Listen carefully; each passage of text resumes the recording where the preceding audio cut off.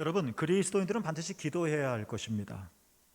우리가 기도해야 하는 이유는 단순히 우리의 소원을 하나님께 간구하여서 성취하기 위한 것뿐만 아니라, 기독교인들이 반드시 선택사항이 아니라 반드시 기도해야 할 것은, 기도는 주의 은혜가 우리들에게 흘러들어오는 가장 효과적이고도 절대적인 통로가 되기 때문에 그렇습니다. 물론 기도가 유일한 통로는 아닙니다. 그러나 우리는 기도함으로 인해서 하나님의 소리를 들을 수 있게 되어지고, 단순히 이 육성, 단순히 보컬한 소리가 아니라 하나님께서 다양한 언어로 우리에게 말씀해 주시는 어떤 메시지를 감동적으로 듣게 되어질 것이고, 그게 기도입니다. 우리는 기도를 함으로 인해서 쪼그려 앉아야 하고, 주님을 우러러 보아야 하고, 무언가를 하나님 앞에 내려놓아야 하고, 내 안에 내밀한 것들을 하나님께 토해내야 할 수밖에 없고, 이러한 과정들을 통해서 우리는 하나님 앞에서 낮아지게 되어질 것이고, 그래서 물이 위에서 아래로 흐르듯이 하나님의 놀라운 은혜가 하늘에서부터 낮아진 우리 안에 흘러 들어오게 되어질 것입니다. 저는 그래서 여러분에게 감히 이런 말씀을 드리고 싶습니다. 기도하지 않으면 그리스도인이라고 말할 수가 없다. 기도하지 않으면 우리는 그리스도인으로 살 수도 없다라고 말입니다. 기도에는 여러 종류가 있습니다. 소리를 내어 기도하는 것도 있고, 읊조리는 기도도 있으며, 아니면 입을 다물고 속으로 침묵하며 기도하는 방법도 있습니다. 또 기도의 장소도 다양합니다. 성전에서 모여서 기도할 수도 있고, 개인적으로 집에서 기도할 수도 있으며, 또는 하다못해 길거리를 지나가면서 꽃을 보고 하늘을 보고 새를 바라보면서 그렇게 기도할 수도 있습니다. 아마 그것은 기도하는 사람들의 기질, 성향, 분위기, 상황, 이러한 거에 따라서 매우 다양하며 또 선호하는 것도 있을 것입니다. 여러분, 어디에서 어떤 방법으로 기도하든, 그런데 여러분, 그것이 참으로 참다운 기도가 되기 위해서는 우리가 이 기도할 때 잊어서는 안 될 가장 중요한 두 가지가 있다는 것, 이것을 여러분에게 좀 오늘과 다음 주일날 함께 좀 나누려고 하고요. 우리가 소리를 내어 기도하든, 아니면 우리가 가정에서 기도하든, 우리가 침묵하며 기도하든, 우리가 함께 손을 잡고 기도하든, 어떤 방식의 어떤 장소에서 기도하든, 이 기도에는, 이것이 참된 기도가 되기 위해서는 우리가 이 두 가지는 이 기도 안에 반드시 있어야 된다 하는 것, 오늘은 그 한 가지만 여러분에게 좀 말씀을 드리려고 합니다. 오늘은 첫 번째인데요, 그것은 뭐냐, 무엇보다도 기도는 자신을 성찰하고 자신을 살펴볼 수 있는 기도가 되어야 한다는 것입니다. 이것이 오늘 설교의 주제입니다. 우리는 그저 내 소원을 하나님께 무작정 알리는 것, 하나님께서 다 들어주시겠지, 물론 이것도 기도입니다. 급한데 하나님께 어찌 구하지 않을 수 있겠습니까? 아픈데 어찌 하나님께 고쳐주세요라는 말을 하지 않을 수 있겠습니까? 내가 간절히 원하는 그 무엇이 있는데 어찌 우리가 하나님께 갈망하지 않겠습니까? 우리가 원하는 것, 우리가 간절한 것, 우리 삶에 참으로 필요한 것, 급박한 것, 우리는 정말 소리 없이 정신없이 체면 차리지 않고 하나님께 기도할 수도 있을 것입니다. 그러나 이것이 어떤 기도이든 간 상관없이 우리는 그 하나님께 소리를 올려드릴 때, 우리는 하나님을 우러러 소리를 위로 올려드릴 때, 그 순간에 우리는 그 빛 안에서, 그 기도의 빛을 통해서 우리는 내 자신을 살펴볼 수 있어야 한다는 것입니다. 그래야 내가 드리는 기도가 어떤 기도이든 상관없이 참된 기도가 되어질 것이고, 그 기도를 함을 통해서 우리의 영혼이 소생되어지고 우리는 새로워질 수 있다는 것입니다. 우리는 어떤 목적지를 가지고 있습니다. 내가 어디로 가야지. 그래서 목적지를 손가락으로 가리킵니다. 내가 여기까지 갈 거야. 우리의 기도로 비유할 수 있을 겁니다. 나는 이것을 간구할 거야. 나는 하나님께 이것을 받고 싶어 하고 내가 콕 집은 그 어떤 목적지가 있을 것입니다. 그곳으로 가야 되겠죠? 그런데 여러분, 그 목적지에 도달하기 위해서는 우리가 반드시 전제되어져야 할 것이 있습니다. 그것이 뭡니까? 내가 서 있는 현 위치입니다. 내가 서 있는 현 위치를 모른다면 아무리 내가 가리키는 곳이 정확하다 할지라도 우리는 그 길을 갈 수가 없습니다.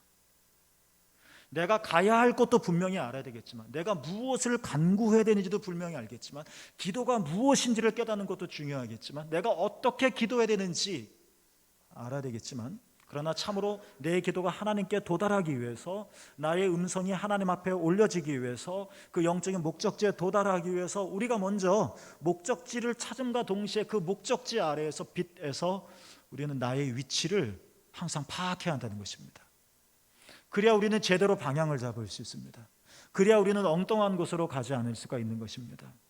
이러한 의미에서 내가 춤을 추며 가든, 내가 노래를 부르며 가든, 내가 약간 일부러 돌아가든 상관없이 내 위치를 알아야 정확한 그 목적지에 도달할 수 있는 것처럼, 기도하는 행위를 속에서 주님의 시각으로 내 마음을 살피시는 이 하나님의 은혜의 빛 안에서 내가 누구인지 알아야 우리는 올바로 하나님께 조아릴 수 있고, 우리는 올바로 하나님을 쳐다볼 수 있고, 우리는 하나님을 향하여 올바른 방향을 잡을 수가 있다는 것입니다. 오늘 본문에서 바울이 몇 가지 중요한 신앙적인 명제를 말합니다. 첫 번째, 인간은 연약하다는 것입니다. 오늘 본문 앞에 보면 이와 같이 성령도 우리의 연약함을 도우세요. 우리는 연약하다는 것입니다. 연약하죠. 그런데 여러분, 연약하지 않을 사람이 어디 있겠습니까? 근데 바울이 말하는 우리의 연약함, 인간의 연약함이 얼마나 치명적이고 위험한 연약함인 줄 아십니까? 단순히 다리에 힘이 없어서 후들후들거리는 그런 것이 아닙니다. 단순히 기억력이 약간 감퇴해서 깜빡깜빡하는 그런 위험성이 아닙니다. 단순히 인간이 어떤 외부의 재난을 이겨낼 수 없는 한계를 가지고 있는 그런 정도의, 그것도 큰 연약함이지만 그 정도의 연약함이 아닙니다. 그리고 그런 류의 연약함이 아닙니다. 생각해보면 정말 이 말을 잘 이해하면 깜짝깜짝 놀랄 만한 연약함을 우리 인간이 가지고 있다는 겁니다. 그 연약함이 무엇입니까? 두 번째 명제입니다. 본문에서 바울이 말하죠. 우리가 얼만큼 연약합니까? 마땅히 기도할 바를 알지 못할 만큼 연약하다는 것입니다. 여러분, 내일 여러분에게 무슨 엄청난 큰일이 닥친다고 가정해 봅시다. 지금 기도하지 않을 수 있겠습니까? 내일 땅이 흘린다고 한번 생각해 봅시다. 지금 깨어있지 않을 수 있겠습니까? 내일 내가 죄송한 표현입니다만 다친다고 상상해 봅시다. 지금 잠잘 수 있겠습니까? 잠을 자라고 옆 사람이 재촉을 해도 깨어있을 수밖에 없겠죠. 기도할 수밖에 없겠죠. 마땅히 기도해야 되는데 무엇을, 어떻게 기도해야 하는 조차도 모를 만큼 우리는 연약하다는 것입니다. 이거보다 더 심각한 연약함이 어디 있겠습니까? 아무리 어려운 시험 문제라 할지라도 언제 시험 일자가 안다면 우리는 그나마 준비할 수 있을 것입니다. 언제 위급한 일이 내 안에 닥칠지, 얼마나 위급한 일이 내 안에 닥치는 것과 상관없이 그래도 그때쯤 임하겠다라고 하면 우리는 나름대로 예비할 수 있을 것입니다. 조치를 취하겠죠. 그러나 정말 눈이 깜빡할 사이보다 더 빨리 급속도로 도둑같이 임하는, 그래서 깨어서 마땅히 기도할 수밖에 없는 그런 큰 상황이 우리를 덮치는데 우리는 태연하게 아무것도 모르고 그저 살아온 듯이 살아갑니다. 이렇게 미련하고 이렇게 연약하다는 것입니다. 내가 죽음의 골짜기를 향하여 몇 발자국만 더 나가면 낭떠러집니다. 기도해야 되지 않겠습니까? 그런데 아무것도 모르며 휘파람 부르며 계속 갑니다. 아무것도 모르게. 나는 평화롭게 간다 하지만 이것만큼 평화가 깨진 상태가 어디 있으며, 나는 아무것도 모르고 태어나게 가지만 위에서 하나님은 얼마나 조마조마하시게 바라보시겠습니까? 우리는 얼만큼 연약합니까? 내가 연약하다는 사실을 알지도 못할 만큼 우린 연약하다는 것입니다. 우린 연약하다. 얼만큼 연약합니까? 마땅히 기도할 바를 알지 못할 만큼 연약하다는 것입니다. 돌아가신 아동 동화 작가 권정생 선생이 쓴 책에 이런 재미난 이야기가 하나 나옵니다. 어느 깡시골 촌놈이 서울로 올라왔습니다. 구경을 하죠. 높은 빌딩이 얼마나 많이 서 있는지 깜짝깜짝 놀랐습니다. 높이 하늘을 치솟는 그 빌딩의 층을 셉니다. 1층, 저게 몇 층이야? 1층, 2층, 3층. 그런데 갑자기 느닷없이 서울 깡패가 나타났습니다. 그리고는 따뜻이 촌놈에게 묻지요. 야, 그 빌딩 공짜로 쳐다보는 거 아니야? 한 층 보는데 5천 원이야. 너 몇 층까지 봤어? 본대로 계산해서 돈 내놔 하고 부릅뜨고 이 시골 촌놈한테 따지는데, 겁이 덜컥 났던 이 촌놈이 꾀를 내었습니다. 그리고 이 서울 깡패에게 말했죠. 자신은 8층밖에 안 봤다는 겁니다. 그러니까 깡패가 눈을 또다시 부릅뜨면서 이렇게 말하죠. 그래? 8층밖에 안 봤어? 5, 8이 40, 4만 원 내놔. 그러자 촌놈은 얼른 4만 원 꺼내줘서 그 시골 서울 깡패한테 건네주고는 저만치 도망쳐서 혼자서를 희죽거리며 이렇게 말했다고 하죠. 이 등신아, 나 20층까지 봤는데 속았지? 서울 깡패도 별 수 없네. 여러분 웃으셨죠? 어쩌면 우리 모두도 이 서울 깡패와 촌놈처럼 멍청하게도 나만은 똑똑한 줄 알고 살아가고 있는 줄 누가 알겠습니까?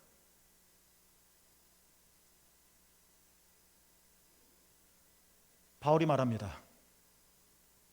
이게 너희다. 이게 우리다. 세 번째 명제입니다. 그런데 내가 너희의 연약함을 도와주겠다. 연이어 말합니다. 본문 뒷절에 보면 바울이 말하죠. 말할 수 없는 탄식으로 내가 너희를 위해서 기도하겠다. 할렐루야. 그런데 여러분, 이 바울의 말을 우리가 정확하게 이해했으면 좋겠습니다. 내가 너희의 연약함을 잘 알고 있어서 도와주겠다. 너희가 마땅히 기도할 바를 알지 못하는데 그러한 너를 위해서 내가 말할 수 없는 탄식으로 내가 친히 간구해 주겠다. 이 바울의 말의 의미가 뭘까 하는 겁니다. 여러분, 성령이 내 기도를 대신해 주시겠다는 말이 아닙니다. 내가 지금 내 자식을 위해 기도해야 되는데 마땅히 기도할 바를 알지 못해 기도하지 못하니 그 기도를 나 대신해서 해주시겠다. 아들을 위해서. 그런 말이 아닙니다. 성령이 내 기도를 대신해 주니 너는 기도 안 해도 괜찮겠다. 당연히 이런 뜻도 아닙니다. 무엇을 성령은 말할 수 없는 탄식으로 우리를 위해서 간구해 주시는 걸까요?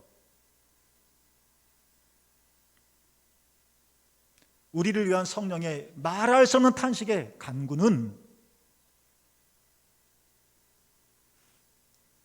하나님의 환하신 은혜의 빛 안에서 우리가 얼마나 연약한지, 우리 자신이 얼마나 무지한지, 우리 자신이 얼마나 어둠 가운데 있는지, 서울 촌놈처럼 시골 촌놈처럼 그렇게 살지 말고 우리의 연약함을 아시나니, 너희가 얼마나 연약한지, 너희가 얼마나 마땅히 기도할 바를 알지 못하는지, 너희가 얼마나 무능한지, 성령의 말할 수 없는 탄식은 너희들이 그러한 너희 자신을 알게 되기를 원한다. 바로 그 기도인 것이지, 내가 해야 할 기도를 대신해 주신다거나 나보다 더 세게 기도해 주신다거나, 그러니까 너는 잠을 자도 괜찮다거나 그런 뜻이 결코 아니라는 것입니다. 성령이 우리를 위해서 이렇게 말할 수 없는 탄식으로 친히 간구해 주시는 거라면, 우리도 그 기도 안으로 들어갈 땐, 우리가 참으로 기도할 땐 소리내어 기도하든 침묵으로 기도하든 합심하여 기도하든 아니면 개인이 기도하든, 어찌됐든 우리가 기도할 때는 내 자신의 무지와 어두움과 연약함, 내가 이 가운데 내가 갇혀 있구나, 내가 이런 존재이구나 하는 것을 기도하면서 깨달아나고 발견해 나가야 한다는 것입니다. 이 기도가 우리 가운데 바탕이 되어져 있지 않으면 우리는 마치 서울 깡패처럼, 우리는 시골 촌놈처럼, 우리는 헛똑똑 자기 중심에 기도하더라도 빠질 수밖에 없는 것이죠. 시편 8편은 많은 기독교인들이 좋아하는 말씀입니다. 8편 4절에 보면 다윗이 이렇게 기도합니다. 사람이 무엇이기에 주께서 그를 생각하시며 인간이 무엇이기에 주께서 그를 돌보시나이까. 다윗의 기도입니다. 다윗이 이런 기도를 드린 이유는 이후에 다윗의 노래를 보면 하나님이 사람을 하나님보다 조금 못하게 창조하셨다. 그러니까 다른 모든 피조물보다 훨씬 높게 창조하셨다. 존귀하고 영화로운 관을 사람에게 씌워주셨다. 아유, 하나님 사람이 뭐길래 이렇게 하나님보다 조금 못하게, 하나님 인간이 무엇이길래, 인자가 무엇이길래 존귀하고 영광스러운 왕관을 이렇게 씌워주셨어요. 사람이 무엇이길래. 처음에는 그렇게 읽혔습니다. 그런데 시편 8편 말씀을 쭉 묵상하면서 다윗의 고백의 의미는 그게 아님을 발견합니다. 창세기 1장 31절에 보면 하나님께서는 모든 창조의 행위를 마치시고 보시기에 심히 좋았다라고 말씀하셨죠. 하나님 보시기에 심히 좋았다는 것은 인간만이 아니었습니다. 하나님께서 만드신 모든 피조 세계를 다 한눈에 바라보시면서 심히 좋았다, 진짜 멋있다, 내가 만들었지만 진짜 아름답다, 만족한다, 심히 좋았다. 인간을 향하여서만 하신 말씀이 아닌 겁니다. 인간을 두고만 향하신 말씀이 아닙니다. 하나님이 창조하신 모든 피조 세계를 두고 심히 보시기에 좋았다. 여러분, 실로 그렇습니다. 나무와 꽃은 언제나 자기가 있어야 할 자리를 알고 그 자리를 떠나지 않습니다. 비가 와도 바람이 분다고 그 자리를 떠나지 않습니다. 꿋꿋하게 그 자리를 지키며 뿌리를 내리고 또 씨를 뿌립니다. 인간만큼 변덕스러운 존재가 있을까요? 우리는 어떤 의미에서는 나무와 풀 많지도 못한 것 같습니다. 다른 피조 세계들은 욕심을 부리지 않습니다. 짐승들도 뭐 잔인하게 약육강신인 것 같지만 먹을 만큼만 먹습니다. 배고플 때만 먹습니다. 필요할 때만 먹지 모아두고 쌓아두고 그러지 않습니다. 그들은 감사할 줄도 압니다. 나름대로의 표현으로. 여러분, 그러나 인간만큼, 사람만큼 욕심 많은 존재가 어디 있습니까? 평생 먹어도 남을 만큼의 양식을 창고에 쌓아두는 존재가 인간이고, 그것도 모자라서 더 빼앗으려고 전쟁을 일으키는 존재가 인간이고, 이렇게 많은데도 감사할 줄 모르는 존재가 인간이고, 하나님의 비를 내려주시고 하나님께서 눈을 내려주시고 햇빛을 비춰주셔서 곡식이 자람에도 불구하고 내 지혜와 능력과 기술 때문에 이렇게 돈 벌었다, 이렇게 건강하다, 이게 인간이지 않습니까?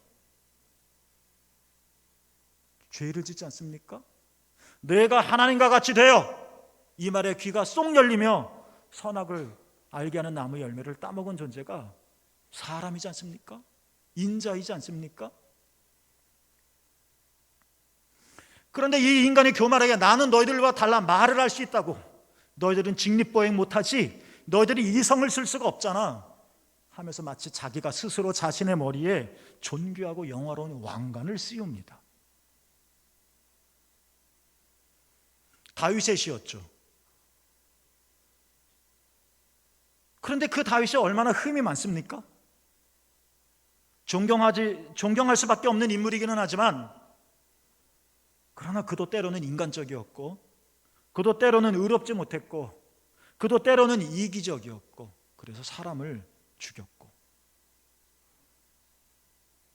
어느 날 문득 휘황찬란한 인간이 만든 왕관을 씌우고 머리에 쓰고 왕좌에 앉았을 때 마치 다윗이 어느 순간 하나님의 은혜로 깨달은 것이 아닐까 싶습니다. 내가 이렇게 빛가번쩍거리는 왕관을 씌우시니까, 아유 주님, 사람이 무엇이간데 이렇게 수많은 사람들에게 머리를 조아리며 굽신굽신거리니까, 아유 주님, 내가 뭔데 이렇게 이렇게 뽐내다가 문득 하나님 은혜로 깨달은 겁니다. 내가 이렇게 인간적이고, 내가 이렇게 흉악적이고, 내가 이렇게 이기적이고, 내 손에 피를 이렇게 많이 묻혔고 성전을 지을 수 없을 만큼, 그런데도 하나님은 그런 다윗이 마음에 드셨다고 하셨습니다. 문득 이 생각을 하니까 뽐내며 자랑하면은 말이 아니라 오히려 하나님 앞에 무릎을 꿇고 이렇게 말할 수밖에 없는 겁니다. 하나님, 제가 무엇이기에 이토록 은혜를 베풀어 주시는 겁니까? 라고 말입니다. 자기가 어떤 존재인지를 모를 때는 뻗팅기며 마땅하다며, 그러나 하나님의 은혜의 빛 안에서 자신의 실상을 보게 되니까 시편 88편에 정말 위대한 시를 남기게 되어진 것입니다. 사람이 무엇이건데 제가 무엇이라고. 깨달으면 깨달을수록 자신이 다른 피조물보다 못한 존재물을 알게 되어지고, 그러자 그렇게 되어질수록 하나님이 유독 그럼에도 불구하고 사람을 이렇게 귀하게 여겨주시는구나 하는 사실이 더 크게 다가오고, 이 체험이 사람이 무엇이기에 라는 이 한 구절에 담겨 있다는 것입니다.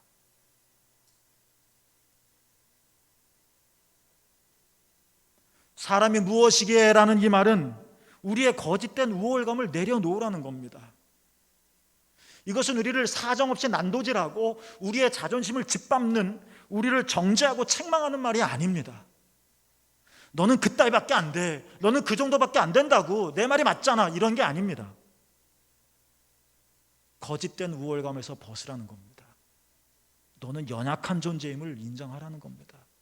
마땅히 빌바를 알지 못할 만큼 연약한 존재임을 시인하고 알라는 것입니다. 알아야 성령께서 말할 수 없는 탄식으로 친히 간구해 주실 수 있기 때문에 그러는 것입니다. 우리의 그런 잘못된 우월감을 내려놓고 하나님 앞에서 자신을 들여보라고 하는 권면이 사람이 무엇이기에 라는 말이고, 사람의 욕망과 질투와 교만 덩어림에도 불구하고 오롯한 하나님의 사랑으로 우리를 품어주시는 그 크심에 고개를 숙이라고 하는 충고이기도 하고, 그 사랑애로의 초청이기도 한 것이죠. 기도는 그렇다는 것입니다. 우리가 어떤 양식에 어떤 장소에서 기도를 드리든 상관없이 우리가 참으로 기도하면 하나님 앞으로 안으로 들어가면 들어갈수록 내가 이렇게 연약한 존재임을 발견하고, 마땅히 기도할 바를 알지 못할 만큼 무지한 존재이며, 이것을 깨달으라는 것입니다.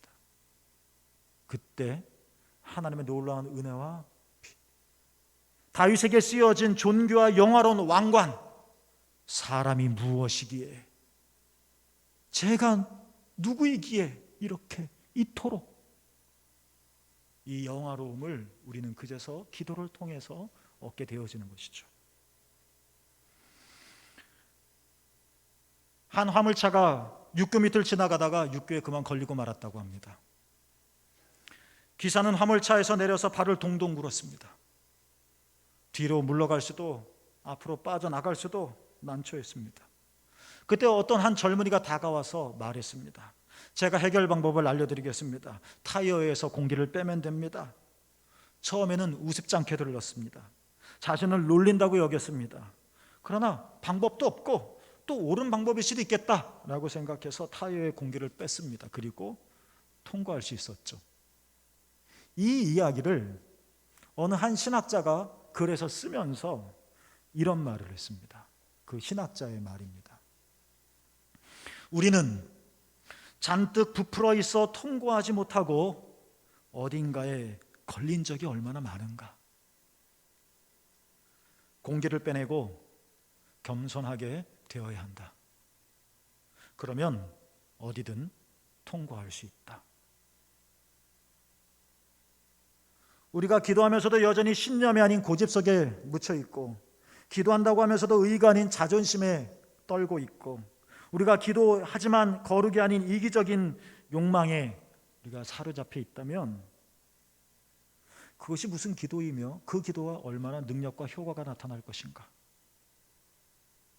우리는 힘있게, 때로는 소리를 질러대며, 때로는 깊은 침묵 가운데, 때로는 함께 손을 잡고, 때로는 고독 속에서 혼자서라도 기도해야 하지만, 우리는 어떤 기도를 하든 간에 우리는 그렇군요, 하나님, 내가 이렇게 연약하군요.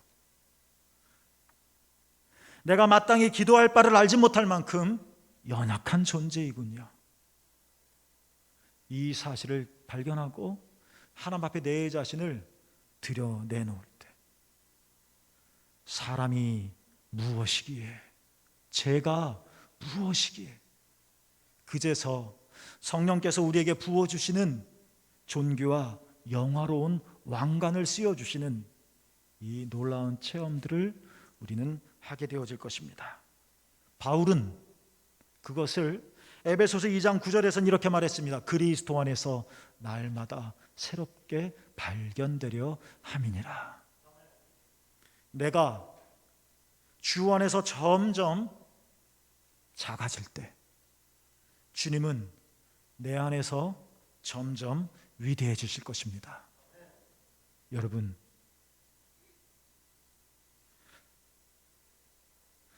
눈을 감고 기도하지만 우리의 영혼의 눈은 활짝 띄어서 우리가 연약한 존재임을 깊이 깊이 고백하며, 그래서 더욱더 주님을 갈망할 수밖에 없는 간절함이 묻어나오는 그 기도, 이 기도가 천지를 흔들 것이며, 이 기도가 하나님의 마음을 움직일 것이며, 이 기도가 이름도 없는 목동 막내 다윗을 이스라엘의 영원한 왕으로 세워주셨듯이 우리에게 영광과 존귀관을 씌워주실 것입니다. 우리가 그렇습니다. 그러나 다음 주에 드릴 또 말씀이지만, 우리가 이렇게 연약하지만 다음 주에 드릴 설교인데, 그런 하나님께서 우리를 일으켜 세우실 것입니다. 기도 속에서 승리하시는 여러분 되어지기를 주님의 이름으로 축복합니다. 기도하겠습니다.